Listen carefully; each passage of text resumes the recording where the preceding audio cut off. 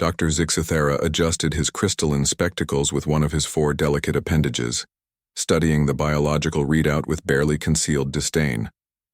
The human specimen before him, a volunteer named Marcus Chen, appeared pathetically fragile, compared to the robust physiology of his own species, the Velthari.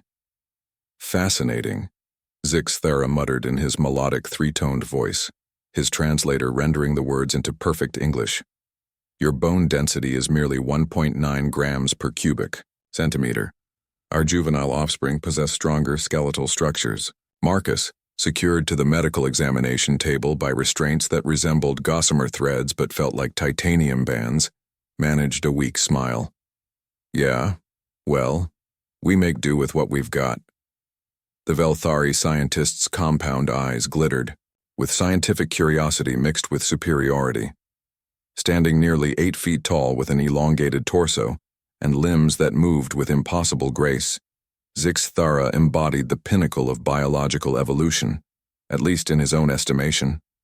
His people had conquered diseases that plagued lesser species, developed bones harder than most metals, and possessed cardiovascular systems so efficient they could survive in environments that would instantly kill most carbon-based life forms. Make do, indeed. Zixithera clicked his mandibles in what passed for laughter among his kind. Your muscle fibers are barely adequate, your immune system primitive, and your healing factor. He paused to check another readout. Extraordinarily slow. A simple bone fracture would incapacitate you for weeks. The laboratory around them hummed with advanced technology. Holographic displays showed detailed cross-sections of Marcus's anatomy, each system labeled and cataloged. The research station orbited a distant star, part of the Galactic Consortium's efforts to study the newest member species, humanity. Dr. Zixithera, Marcus said, his voice steady despite his restraints. I volunteered for this study to help our species understand each other better. Maybe you could dial back the condescension a notch. The alien scientist's head tilted, a gesture he'd learned indicated confusion in humans. I merely state observable facts. Your species' biological inferiority is remarkable. How did you survive long enough to achieve spaceflight? Before Marcus could respond, an alarm began blaring throughout the station. Emergency lights bathed the laboratory in pulsing crimson as automated systems announced a hull breach in the adjacent sector. Zixithera's elegant movements became frantic as he manipulated holographic controls. Impossible! The containment field for the quantum resonance experiment has failed. The exotic matter is eating through the station's hull. Through the laboratory's viewport, they could see chunks of the station's outer shell simply vanishing into nothingness where they escaped. Exotic matter touched them. Emergency force fields flickered and died as the phenomenon spread. The evacuation pods are in that sector. Zixithera's voice carried a note of panic. We're trapped. What about emergency protocols? Marcus asked, straining against his restraints. The automated systems are failing. Someone needs to manually activate the emergency containment sequence from the damaged sector, but the alien scientist's skin shifted to a pale blue, a sign of fear among his people. The radiation levels would be lethal to my species within minutes. Our advanced biology, while superior in most ways, makes us extremely vulnerable to quantum radiation. Marcus tested his bonds again. What about me? You? Zixithera's compound eyes focused on the human. The radiation would kill you even faster. Your primitive biology offers no protection against— Let me out, Marcus interrupted firmly. Tell me what needs to be done. Human, you fail to comprehend. The radiation exposure would cause cellular breakdown within— How long do we have before this thing eats the whole station? Zixithera consulted his readings. 17 minutes. At current expansion rate. And how long would it take to activate the containment? Perhaps 3 minutes to reach the manual controls and initialize the sequence. Marcus looked directly into the alien's multifaceted eyes.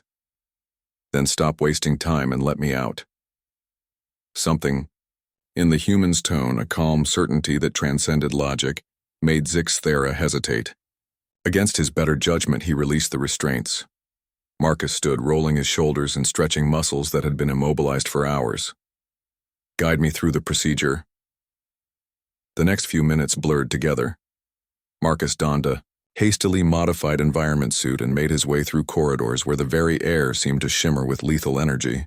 Zixathera watched through security feeds as the human moved steadily toward the damaged sector, his biological readings showing massive cellular damage accumulating with each step.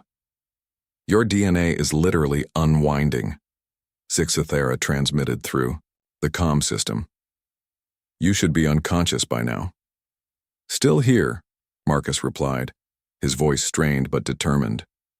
He reached the manual control panel, its surface glowing with exotic energy. Following Zixathera's instructions, he initiated the containment sequence with hands that were visibly shaking from radiation poisoning. The containment field snapped back into place, just as Marcus collapsed. Zixathera found him 12 hours later in the medical bay, unconscious, but stable. The alien scientist ran scan after scan, his disbelief growing with each result. Impossible, he whispered. Marcus's cellular damage was already reversing itself. His immune system, which Zixathera had dismissed as primitive, was systematically repairing quantum-level genetic damage that should have been irreversible. New cellular structures were growing to replace those destroyed by radiation. Even more astounding, his bone marrow was producing new blood cells at an accelerated rate. When Marcus finally awakened, Zixathera was standing beside his bed, data tablets scattered around him like fallen leaves. How do you feel? The alien scientist asked quietly. Marcus sat up slowly, testing his limbs. Like I got hit by a truck, but better. Much better than I should, actually. Your biology, Zixathera began, then stopped.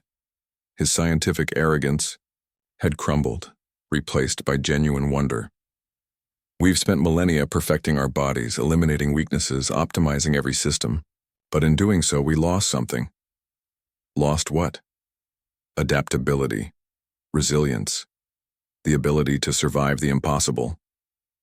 Zixathera's skin shifted to a warm golden hue, the color of respect among his people. Your species didn't evolve to be perfect. You evolved to endure.